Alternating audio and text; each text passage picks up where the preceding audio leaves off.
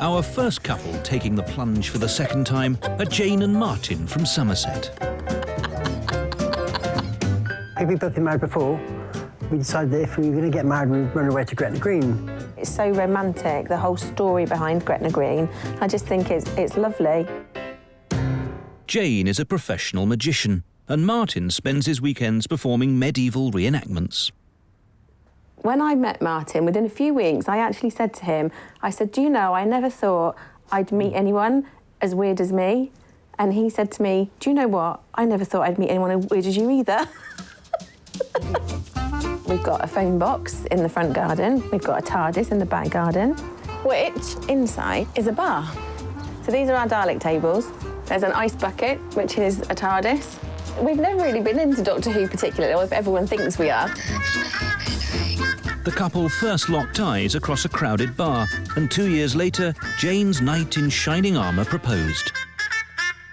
We knew right from the start, really, that it was right, and we had mutual weirdness, didn't we? He's the only person I can really say, should we buy a TARDIS? And he goes, yeah, fantastic. She lives in Kooky land all the time, 24 hours a day.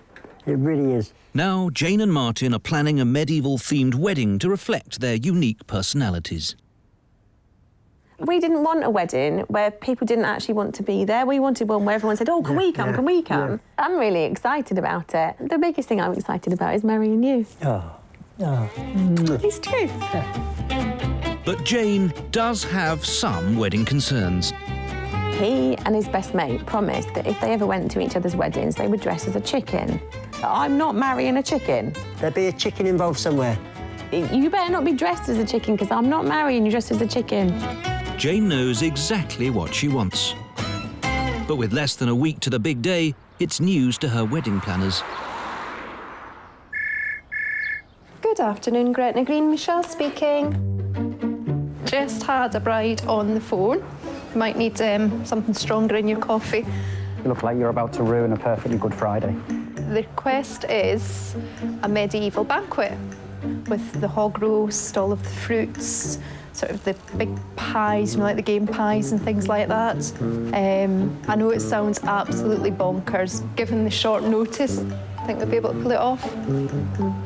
I think it's ridiculously tight.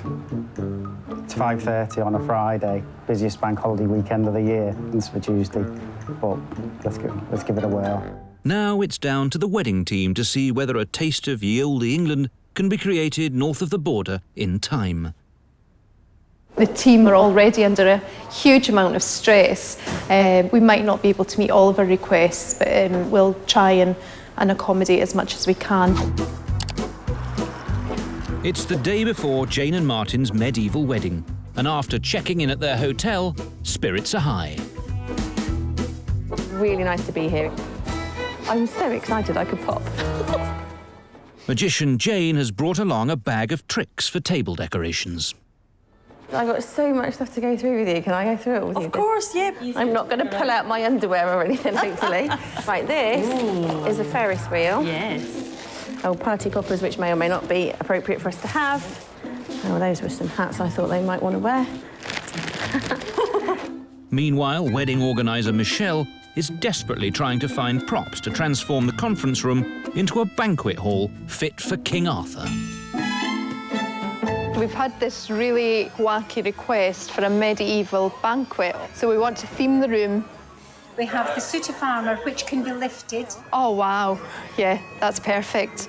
And I'm liking the look of some of your big plates and things as well. Luckily for Michelle, the blacksmith's gift shop has some useful props. Now the race is on to dress the hotel before the big day.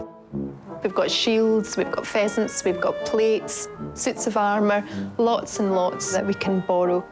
I'm sure we're going to make this an absolutely unforgettable wedding for them.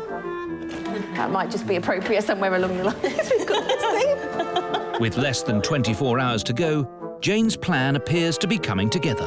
It'll be great to see everything as a vision, as I've got it in my head. Though there's still that one lingering concern.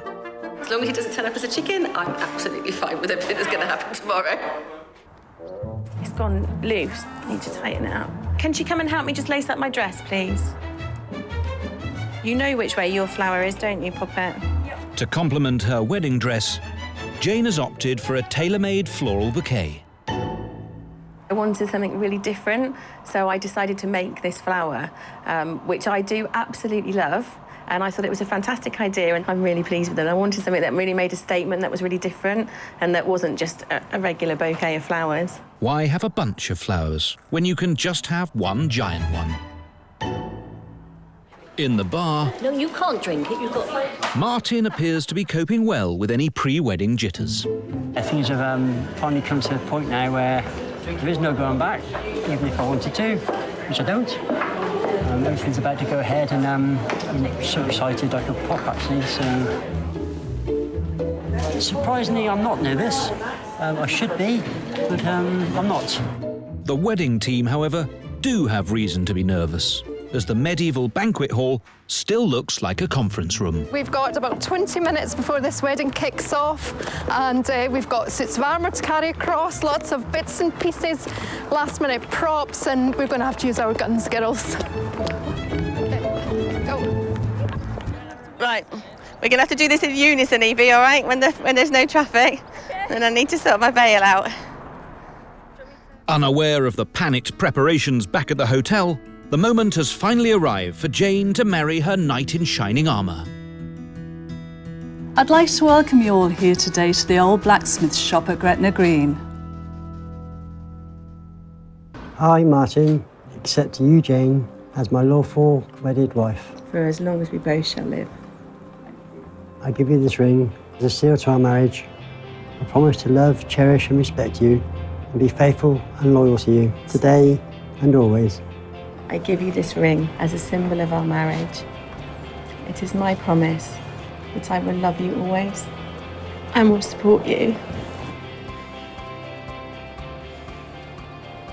in everything you do.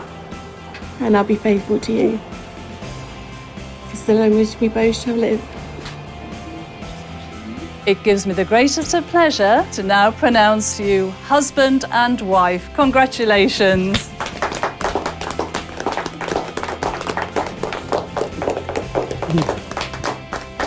Back at the hotel, and with only minutes to spare, the wedding team are putting the final touches to their medieval masterpiece.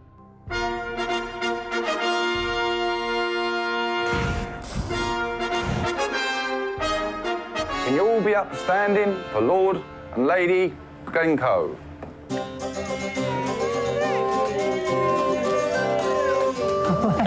No way! It was touch and go, but the wedding banquet, complete with medieval jugglers, has gone without a hitch. I can't thank you enough for making today as special as it's been to all of you. I don't think we would ever have an ordinary wedding, would we? It's been a fabulous day, hasn't it? And it far exceeded our expectations. Wedding feast complete, there's one last surprise in store.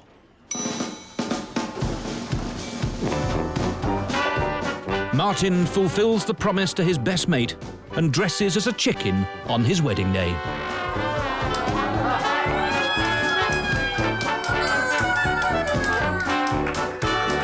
After the medieval wedding of her dreams, Jayne can see the funny side to her groom's choice of after-dinner wear.